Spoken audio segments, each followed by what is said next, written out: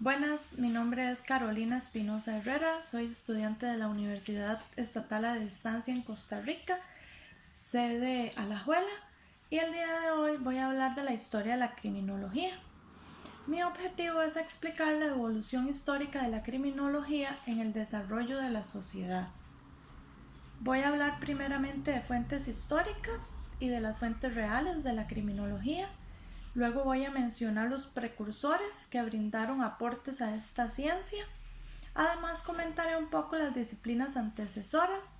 Y por último voy a hablar brevemente de la reseña histórica de la criminología en Latinoamérica. ¿Pero qué son fuentes históricas? Bueno, estas se refieren a los actos que desde hace mucho tiempo se realizan para poder explicar el fenómeno antisocial a través de estudios y poder evitarlo o controlarlo a través de instrumentos variados. ¿Cuáles son esos principales instrumentos? Bueno, en primer lugar tenemos la religión. Es la forma de vida o creencia basada en la relación especial de una persona con uno o varios dioses. Y si cree en un ser superior, se tendrá que dar cuenta de los actos que se realicen. Entonces era un temor a ese dios de cometer actos criminales, ya que se tenía que llegar a dar cuentas. Luego tenemos Mesopotamia.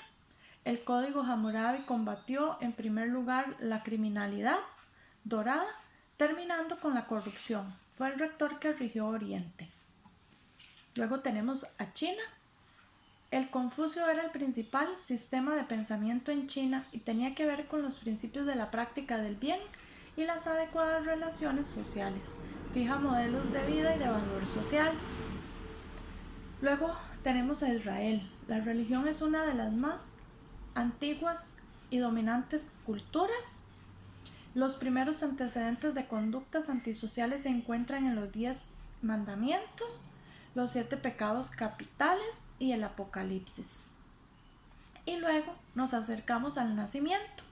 La presencia de documentos históricos dieron nacimiento a la criminología y fue así como se proyectó dar explicación a las conductas antisociales de una manera más científica. Y tenemos las fuentes reales. En cuanto a las fuentes históricas, fueron todos esos hechos, ¿verdad? Que nos fueron dando un poquito de más acercamiento, y los hechos reales ya van a ser los sucesos, eventos, circunstancias y factores que provocan el interés para explicar las conductas antisociales y poderlas prevenir de una manera científica más fuerte.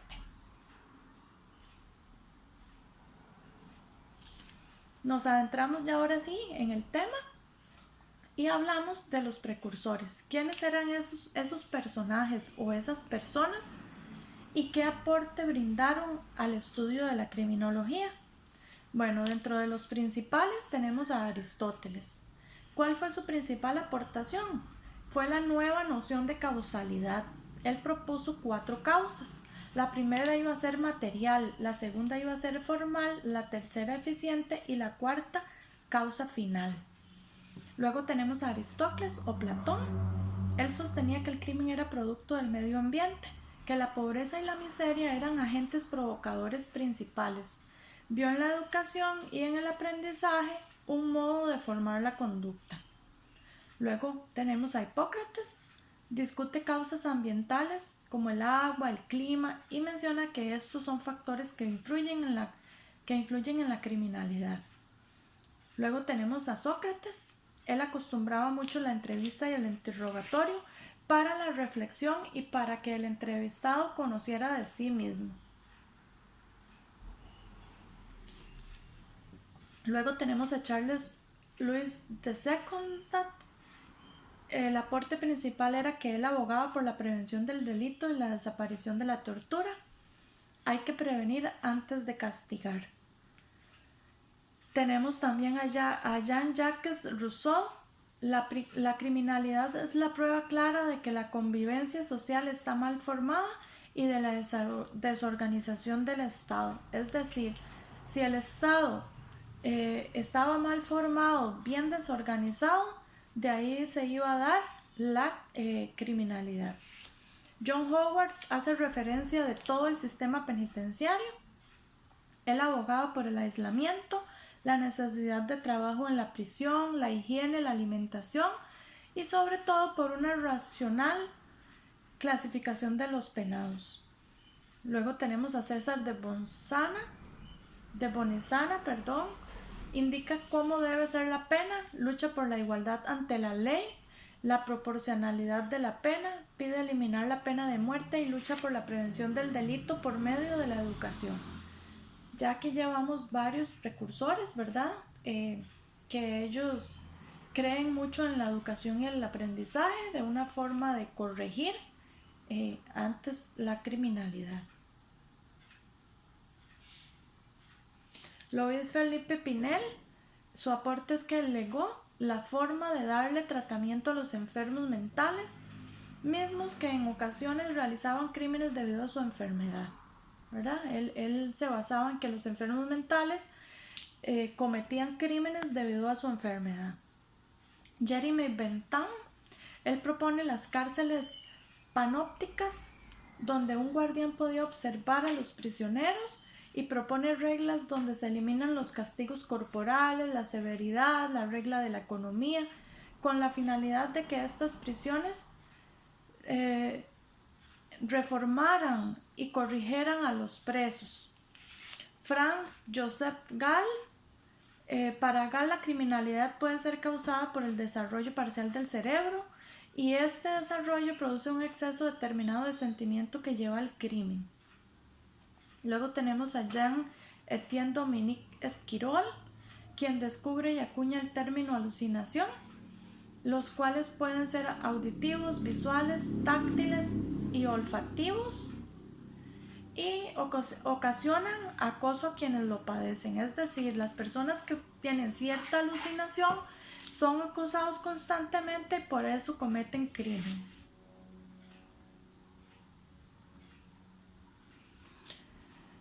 Lambert Adolphe Jacques Quetelet, él analiza que un aspecto curioso es la relación entre las conductas antisociales y los factores como la situación geográfica, el analfabetismo, la miseria o el clima, y de él extrae sus leyes térmicas, es decir, en cierta época del año y por el tipo de clima, así se iban a cometer algunos crímenes. Luego tenemos a Charles Robert Darwin. Dice que consideraba que ciertos criminales son atávicos, es decir, no evolucionados. Sin educación, las personas se comportarán como animales y por lo tanto se producirán más crímenes. O sea, para Darwin, una persona sin estudio no evoluciona, se va a comportar como un animalito y por tanto va a cometer crímenes. También está Ezequías Marcos César Lombroso Levi, expone la idea de que los locos no deben estar en las prisiones y que se internen en instituciones especiales como los manicomios para criminales. Enrico Ferri, la pena es la defensa de la sociedad y de acuerdo con el grado de peligrosidad del autor, la sanción debe ajustarse a las características individuales apreciadas a cada uno.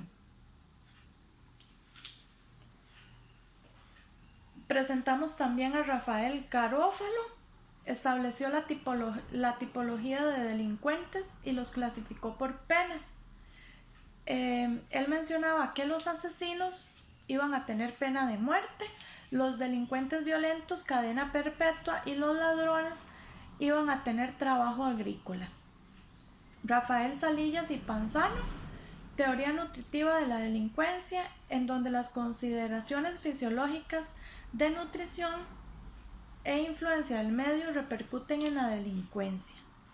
Por último, dentro de esta lista de grandes precursores tenemos a Pedro García Dorado, que su principal aporte era que abogaba por las tendencias correccionalistas, entendiendo el castigo como la corrección y resocialización. Para ir finalizando un poco en el tema de esta historia criminológica, vamos a tener las disciplinas antecesoras. ¿Cuáles son esas? Tenemos las ciencias ocultas, llamadas también pseudociencias o ciencias falsas. Se llamaron ocultas ¿por qué razón? Porque se desarrollaron en los conventos de los frailes y monjes. Ellos eran quienes tenían derecho a la educación, ¿verdad? Sabían leer y por lo tanto tenían bibliotecas. El conocimiento estaba oculto para toda la demás población. Tenemos también la demonología, que es el estudio de la naturaleza y la forma de los demonios. Su aportación fue la clasificación de los poseídos según el demonio que se les metía.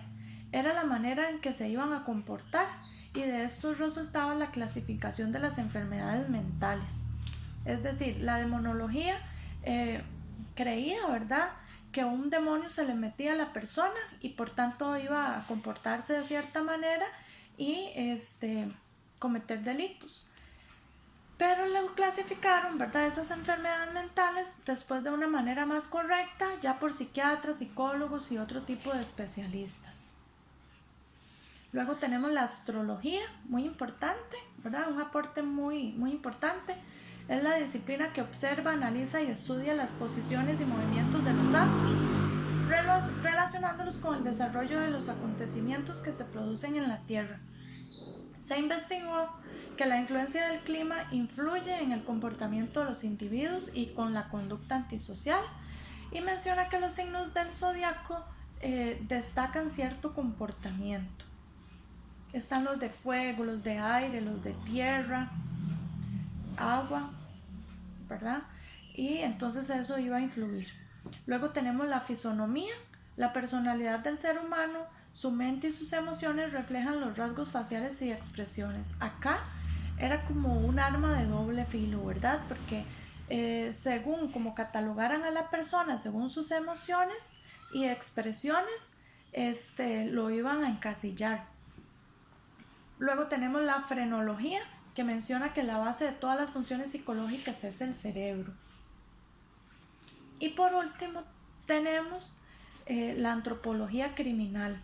Esa está dividida en dos grandes, que es la antropología física, que se ocupaba de la evolución, adaptación y desarrollo físico de los criminales, y la antropología social o cultural, que se ocupaba de la forma en que estos se adaptaban. La sociología criminal, por último, estudia la criminalidad como fenómeno que se origina en la sociedad, estudia los factores que influyen y los efectos que produce, por ejemplo el barrio, la escuela, la familia, ¿verdad? Todo esto tiene que ver con el criminal. Por último, voy a hablar un poco de la historia en Latinoamérica. ¿Cómo surgió? ¿Qué pasó cuando la criminología empieza a llegar a Latinoamérica? Bueno, se comienzan a dar estudios, ¿verdad? Las personas empiezan a estudiar ya la criminología, empiezan a hacer libros, a hacer revistas, varias obras, y a partir de ahí se distribuyen o empiezan en todos los países. Se empiezan a fundar cátedras y se realizan diversos estudios con ese tema. Entre los países principales que contribuyeron en esas obras de criminología fueron Argentina, Cuba, Venezuela, Bolivia, Costa Rica, Uruguay, Chile, Perú, Brasil y Colombia. Todos ellos aportaron y distribuyeron también ciertas obras. Se acercaron un poco más a la criminología y de esta forma fue que empezó a surgir, y ya a nivel mundial tenemos los estudios de criminología. Bueno, espero que el tema les haya quedado un poquito claro, que les haya gustado, y en otro momento podremos volver a hablar de criminología. Gracias.